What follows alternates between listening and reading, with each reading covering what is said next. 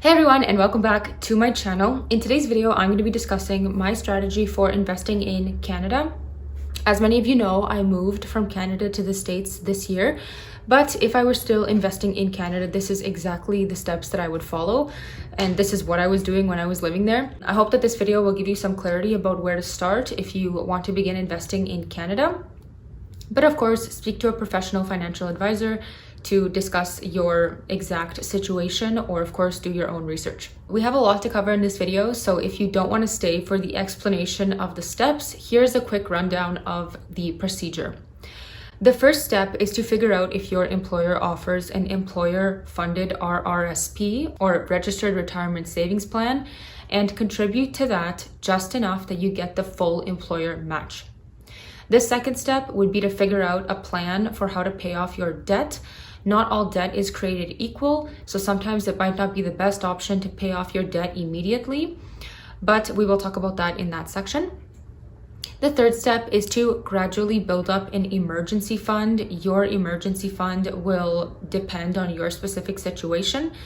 Again, I'll talk about the details in that section. When you figure out those first three steps, you can start really diving deep into investing. If you are not yet a homeowner, I would recommend to first of all max out your FHSA, or First Home Savings Account. This is a great tax advantaged account that offers a lot of benefits. The second step is to max out your TFSA, or Tax-Free Savings Account. And then the third step would be to go back and max out your RRSP, your Registered Retirement Savings Plan. Once all of those tax advantaged accounts have been maxed out, then you can think about opening up a taxable brokerage account and starting to invest there on your own terms with full freedom. At the end of the video, I'll cover some other considerations to think about in case you have a spouse, in case there's somebody in your family that wants to pursue post-secondary education, as well as if you have a disability. So let's get right into a deep dive of the steps. As I mentioned, the first step is to fund up your employer-sponsored RRSP just enough that you get the full employer contribution. So what even is an employer-sponsored RRSP? Well, not all employers, but some employers will offer a registered retirement savings plan to help their employees save up for retirement. The incentive for businesses to do that is that businesses also get a tax break when they help their employees save up towards retirement. So it's a win-win on both sides. The way that employers will incentivize employees to save up for retirement is they will offer an employer contribution to your RRSP for every amount that you put in. So this could look like your employer saying that they will match up to a percentage of your paycheck based on what you put in. So let's say that you put 4% or 6% away towards this RRSP. Your employer will also match up to a percentage. Your employer could also offer dollar for dollar matching. So they could say, for every $1 that you put into the plan, we will put in $2 or $3. This is basically free coin for you. So it's definitely great to take advantage of an employer-sponsored RRSP if you have this option. And the best way to find out if you have one is to talk to your HR department. Ask if you have an employer-sponsored RRSP, ask how you can set it up, what the contributions could look like from your employer, and how much you need to put in to get the full employer match. An employer-sponsored RRSP will have limited options for you to choose from. So they might have 5 or 10 different funds that you can pick from that have varying levels of returns and risk associated with them. And then you can allocate your funds based on the level of risk that you want to take on. It's kind of similar to walking into Superstore. If you are managing your portfolio yourself, you can put any different product into your basket. Whereas if somebody else is managing that for you, as in the case of an employer-sponsored RRSP, there's kind of pre-selected baskets that you can then allocate your funds into. When you talk to HR about whether or not they offer this employer-sponsored plan, make sure that you ask about a vesting schedule. Being vested in something means that you have ownership of it. An example of this would be an employer saying that you will be entitled to 100% of our contribution only after a certain amount of years of working with this company. In year 1, you could be entitled to 20% of their contribution. In year 2, you could be entitled to 40%. And then eventually in year 5 is when you'll be entitled to 100% of their contribution. Having a vesting schedule is a way that employers can incentivize employees to stay longer with a company. So it's definitely great to know what your employer's vesting schedule is and when exactly you will have access to 100% of their contribution. The second step is to pay off debt, or at least to figure out a strategy to pay off your debt in the most financially optimal way. Let's say that you've got 2 debts, a student loan that is 13 grand versus a mortgage that is 100 grand. It might take you, let's say, a year or 2 years to pay off the student loan, but it could take you way longer to pay off the mortgage. So it might not be the most financially optimal decision to pay off the mortgage, because that would be time lost that you could have been investing a portion of that money. And when it comes to investing, time and principal amount are the 2 most important factors. If you want to learn more about compound interest, feel free to check out my video about compound interest to understand why time and principal amount are so important. But I would say to crunch the numbers or talk to a professional financial advisor that can run you through the calculations to figure out what would be the optimal strategy as to what pace you should pay your debt off at. Since we're talking about paying off debt, I'll also discuss 2 common methods to pay it off. In the personal finance space, there is a method known as the avalanche method and the snowball method. In the avalanche method, you prioritize paying off debt based on how much interest each debt has. So you would pay off the debt that has the highest interest first, and then pay off the debts with the lower interest, because this way you're paying least in interest. This is personally what I did when I was paying off my car and student loans.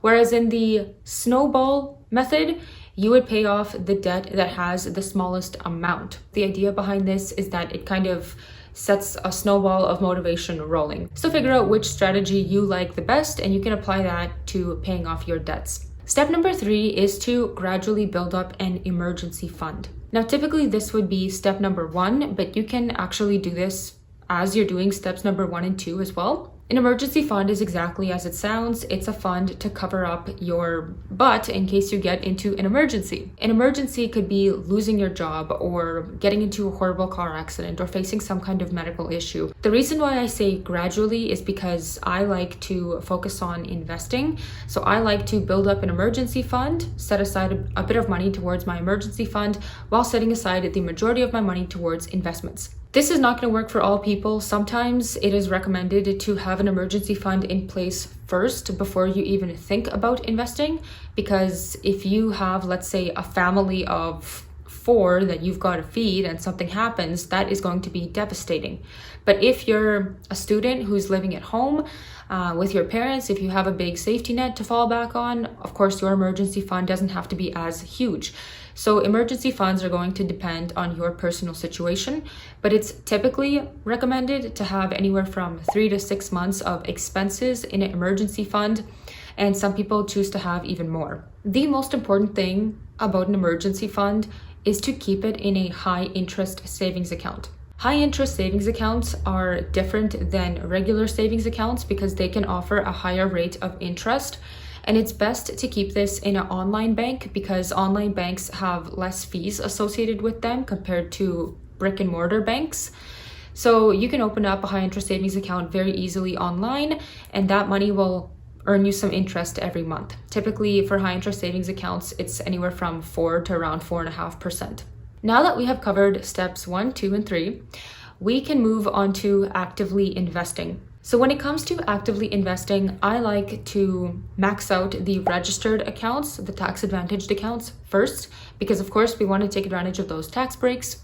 And then you can think about opening up a non-registered or taxable account. So when it comes to registered accounts, the first one that I would max out would be the first home savings account. This doesn't apply to you if you already have a home, but if you want to become a homeowner sometime in Canada and if you fit the eligibility requirements, then I would say to max out this account because it offers huge tax benefits. The FHSA is a hugely tax advantaged account. Pretty much anything that you put into this account and any of the growth that occurs from this account is going to be completely tax-free if it is going towards the purchase of your first home. So this could be a down payment, this could be renovations for the home, it could be furniture.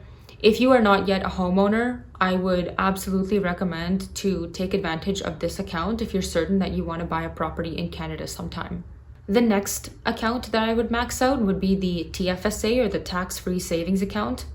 This is an awesome account because you put in after-tax income, but then all of the growth in the account is tax-free. So I like this account because you pay your income taxes at the very beginning, you forget about taxes, and then after that you can use the money for whatever you want. It is a very flexible account and it's a great wealth building tool in Canada. The next thing that I would recommend would be to go back and max out an RRSP. So in your group RRSP, in your employer-sponsored RRSP, you would already have your contributions. You would also have your employer's contributions. And then what I like to do to give myself the freedom of choosing what I want to invest in is to open up a self-directed RRSP. And anything that I put towards this RRSP, as well as the group RRSP, will count towards my RRSP limits. So this gives me a bit more control. I like that, but I also get to take advantage of the tax benefits that the RRSP comes with. The reason why I like to max out the RRSP last is because it's the account of the tax advantaged accounts that has kind of the most government rules associated with it. You don't pay taxes on the RRSP now, but you have to pay them in the future on the growth as well. So it's not optimal to kind of have to worry about taxes down the line. And the RRSP also, when you turn 71, has to be converted into an RRIF, or a registered retirement income fund. So basically just the fact that this account comes with some rules, I decided to max it out last. Now that we have taken advantage of all of the registered accounts, that is when it's time to open up a non-registered account if you're still passionate about investing. So in this account, it's very flexible. You do have to pay tax on any of the capital gains that you make, so on any of the investment growth that comes as a result of this account. But it's good to have your money growing for you anyway, so that's why I would prefer to invest any excess money that I have instead of keep it in cash. Let's move on to some other considerations to think about. So if you have a spouse, I would recommend to look into a spousal RRSP. If you have somebody in your family, or if you want to pursue post-secondary education, look into an RESP, or a registered education savings plan. And the government also offers some grants that can go into this. So that's a great opportunity to top up your savings for post-secondary education. And then if you have a disability, look into the RDSP, or the Registered Disability Savings Plan, which is also a plan that the government made to help people with disabilities secure their financial future in retirement.